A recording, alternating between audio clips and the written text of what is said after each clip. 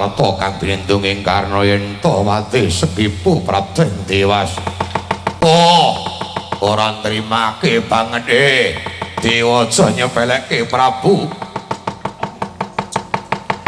Nalendra ing giling wesi naga prajana ora ngulungake Bathari Supraba tebak sila matang kepura bubar sembah dalaman.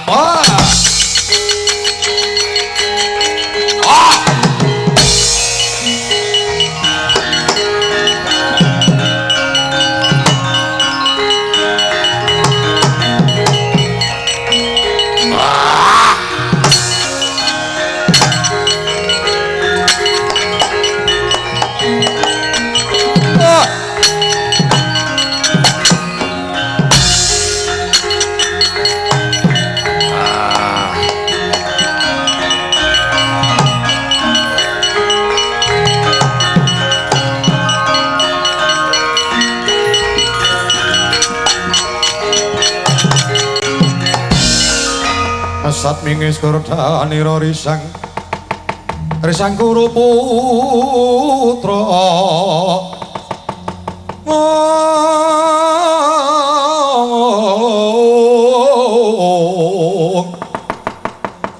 mulat mandap tumingaleng gegono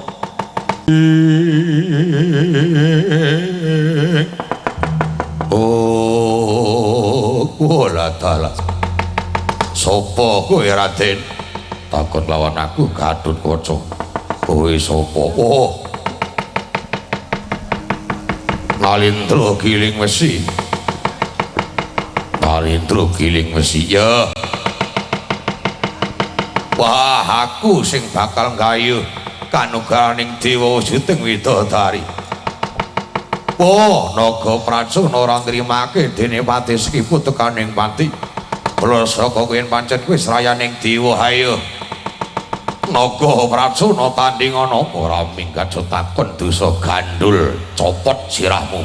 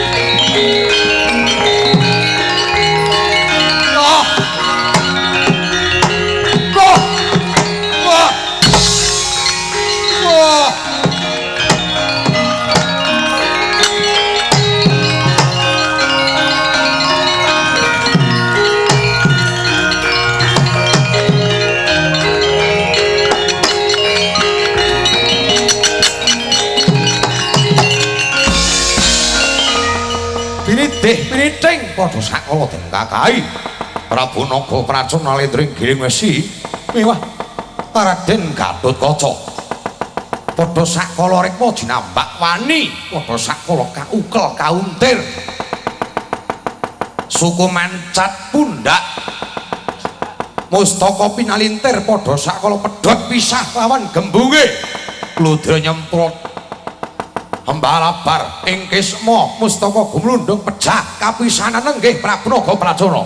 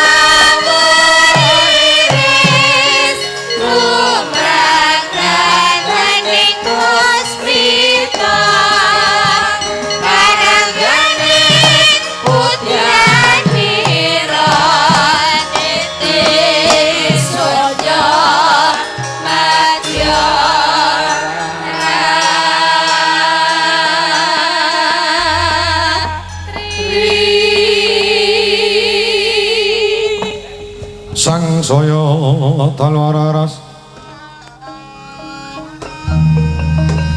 abyor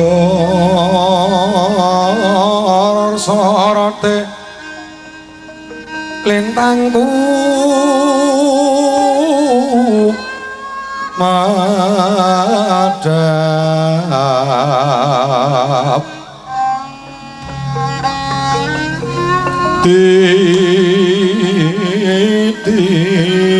Sunya Madya Ratri lumrang kantane kang puspita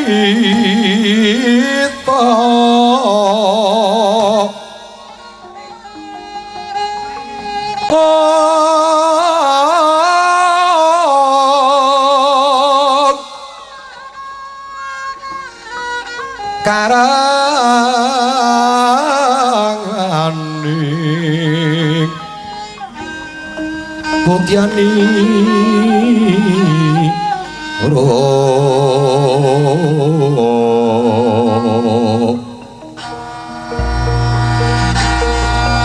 sang dwicara mbrangang liraswarane metu pronto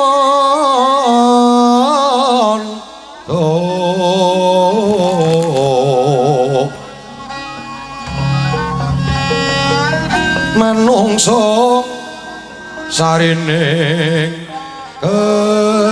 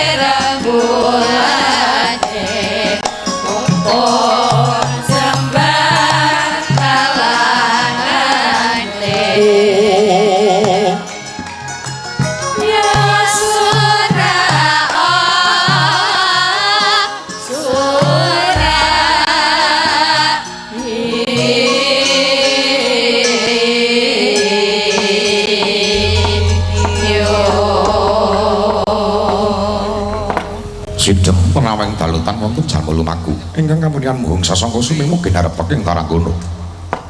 Tanggap sang buron Aratri panjraing Kartika sanalika sami asma barliru memangsan sinartar muni gilir gumanti. Panjing tengahing dalu lamun kadula mung sumono ngrepaning lintang lugu. Mabukuh kang lintang mula dadya pituduh gumanti ning pranata mangsa kidul pernai lanjar ngirim gubuk penceng ngawe-awe. Lamun Cinandra pernahing Sudama yayak remaja kang lagya karonsi. Ing tengah tinggal ngaglah kadya sang Bima kang lagi kurdana waktu tuing naga ananging punika sekaring pepasret ing Madyaratri awasta lintang Bima sekti nalika samono anyarengi mangsa ketiga Tisti Sunda gagak boko kekes kamoran atis labet kaprebawan dening Hyang Bayu ingkang lumaksana nirambahi sining bawana dupi sasangka mangrangsa mangu imbangi hardi bang wetan ingkang ana lae sung sasmita lamun wancine wis gagap enjang Gentya lintang Panjerina sumiwa dadya dutaning Arka kang arsa siniwaka. Barisaksana Hyang Candra manjing Ancala lama kalung wangsul mring pandhelikanira rame kapiarsi jago kluruk gilir gumanti. Desa-desa Banjardawa wis katingal ngegla dadya gumiyak peksi manyura samya mataya. Angluhur-lur para warga kang arsa makarti sayuk rukun ingkang dinesti punika dadya palupi lamun luhuring budi muhung hanganti lumadining tata krami dening ancik ing tengahing dalu meh gagatenjang wancine gara-gara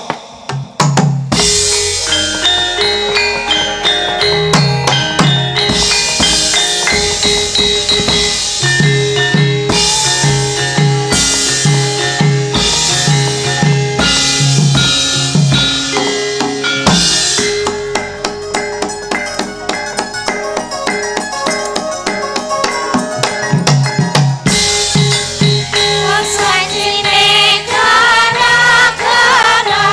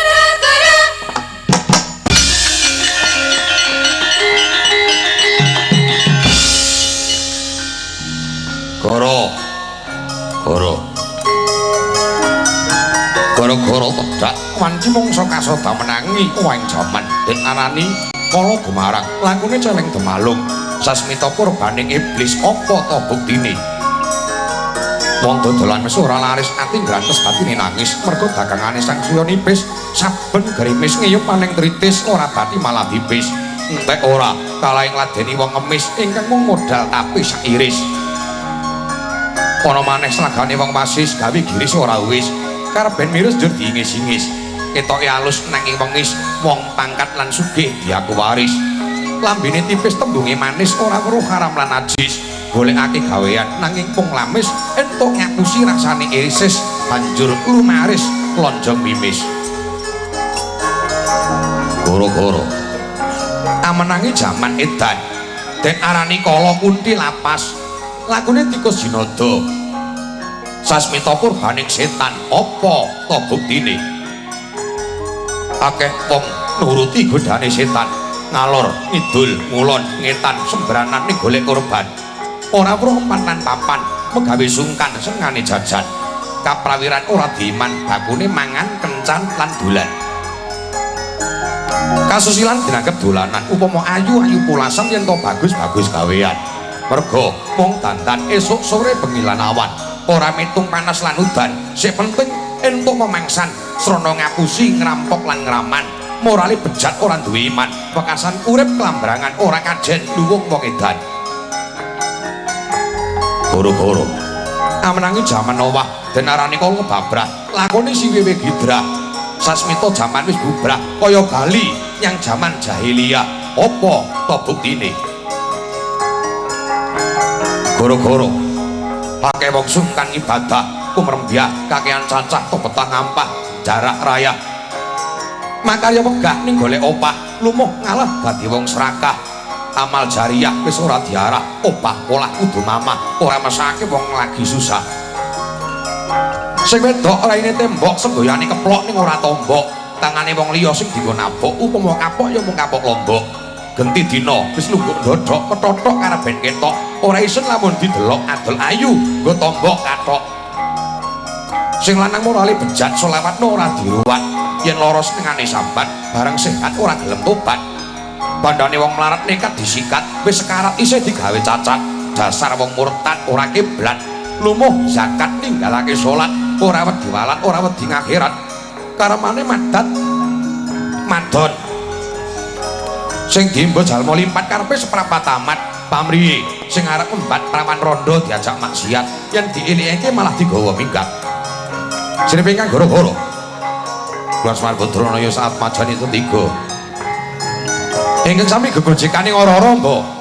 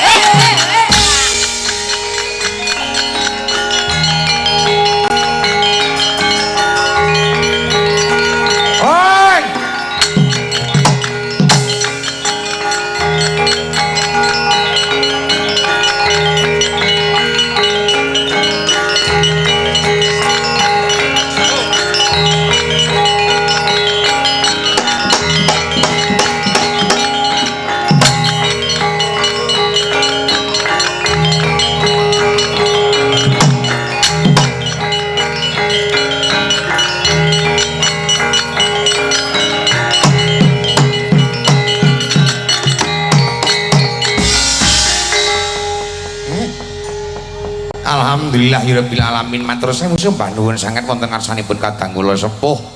Inggih menika panjenenganipun Raka Mas Teguh Wibowo saha Ibu Saratinah ingkang sampun kepareng miji dhateng kula sak rencang sowan wonten ing tlatah Banyumas ngriki inggih karana panjenenganipun Raka Mas Teguh Wibowo kepareng Walimatul Khitan inggih menika nglaksanaken darmaning tiyang sepuh ngitanaken dhateng putranipun inggih menika anak Mas Paku Aji Wibowo.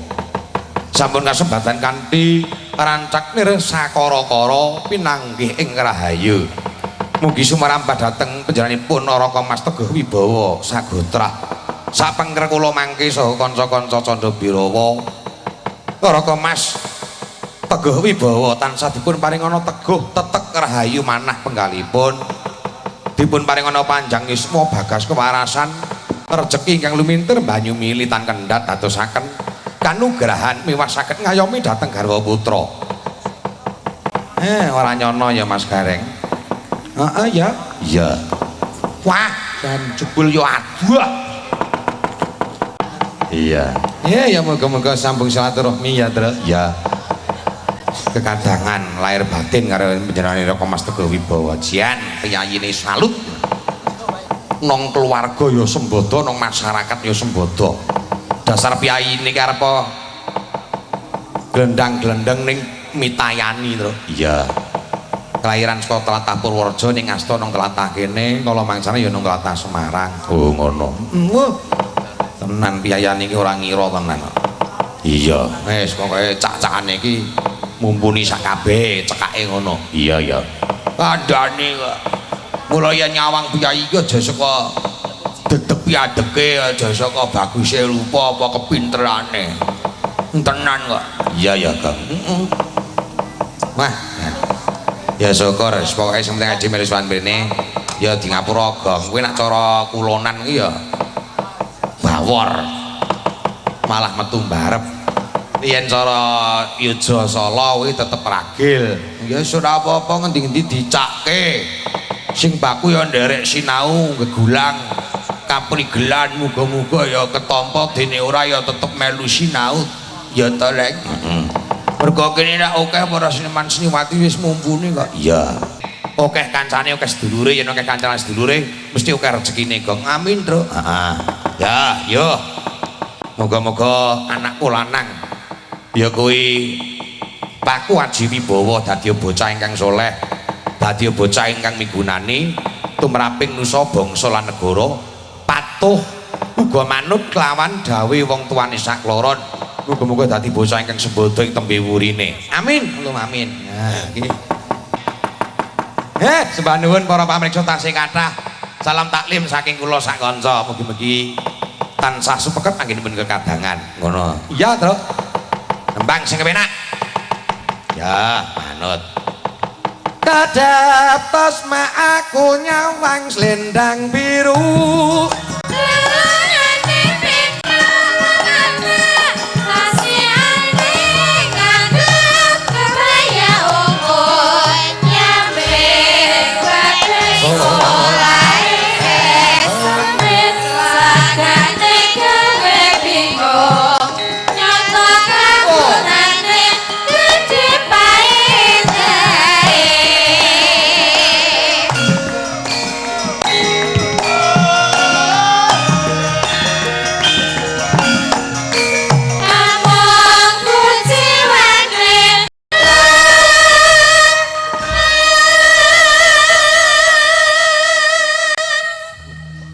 Coba tak njaluk anakku wedok Sisilia kok anakmu wedok iki lho kuwi rak bojone Dimas. Dek Dimas kuwi anake Swargi kadangku tuwa Ki Sutono Hadi Sugito. Oh ngono. Ora anak kadangku tuwa kae anggere guyu sithik wis ana wonten. Hadi. Iya. Sekarang kowe iki nak ndagel mung do tinggal Facebookan kok rek kowe. Ya, Nduk. Apa? Nyelaki ya.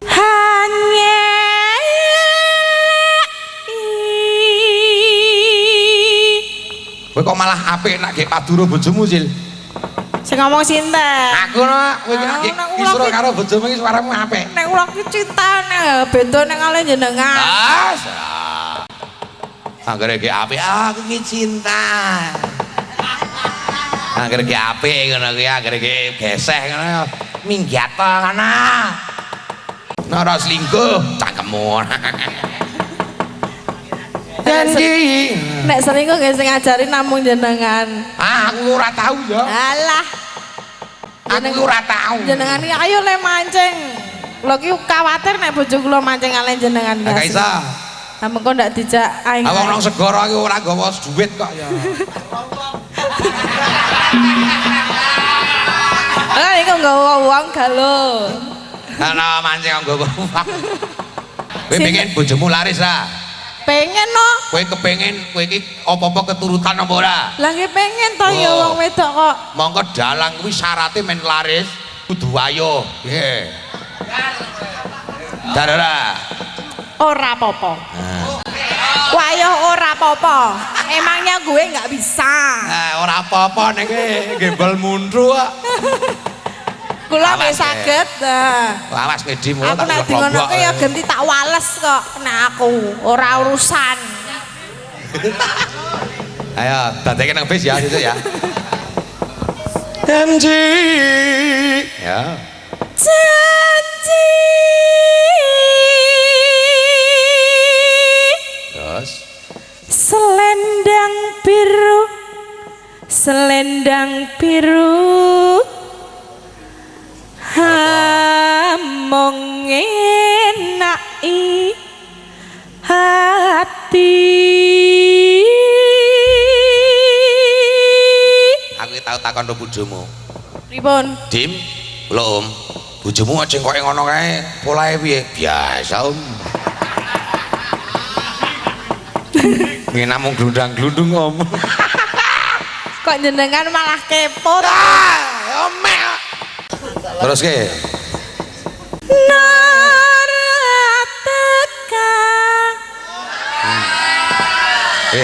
Kowe oleh-olehane kowe ngrasani elek karo aku. Mboten niki ki asline penyakite jenengan. Kula jenengan niku wau ngomong nek jeneng dalang kudu ayo, nek kudu dadi dalang laris kudu ayo. Marai pikiran jenengan ki asline niku ki. Dadi omonganku mau mbok pikir ta meneng-meneng. Lah, kula berat dipikir kepriben ta Om? Jenengan ki Ajarno wae wong bojomu ki ibarate gedang ngono ki wis ora enak. wong ya betinane amore kalian jenengan teng pentas ngeten iki mbok menawa nek jenengan lunga ngeten niku terus ngejak bojo kula. Aku pengen ngomongi karo bojomu. Dim ya sing jeneng wong bebrayan ki nek ora cocok rasane kaya ngono kae. Nggih, Om. Mulai kowe sing sabar nrimo nek bojomu kaya ngono kan nengke wae. Nggih, Lek. Ning wong sing jeneng wong sabar ki ana watese, nek kira-kira ora sabar ya kepiye carane? Nah, anu yo ayo lunga aku ya ngono. Engko tak warai hal-hal yang baru, hal-hal yang tidak membosankan. Naratekan Lene Bang Resu. batin setiamu. Ya. Dang biru. Lu bapakmu ki mbiyen jago-jagone wong lanang kok klentrak-klentrek ngono apa eduk kira. Tatapan janjimu selendang biru. Ya.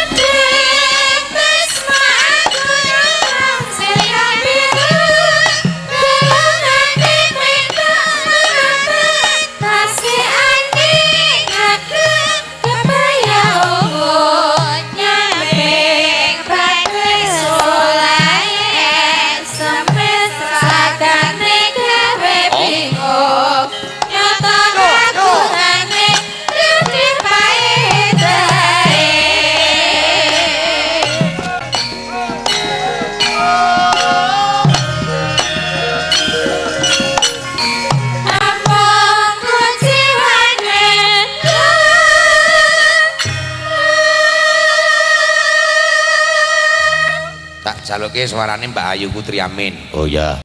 Ya, Mbak Ayu.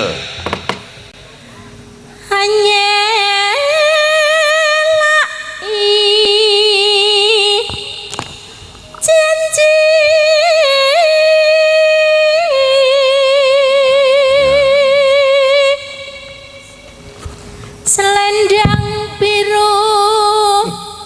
selendang biru amung enai ati yo arep cocok kerep ditinggal lunga-lunga mancing yo sing sabar yo arang bojomu iki senengane mancing ah iya rupane nganti kok bedhek ya ora apa-apa kok hobi mancing mah apik kok mbane yang tidak positif ora bahkan batin setiamu kanca pradangga sareng monggo aja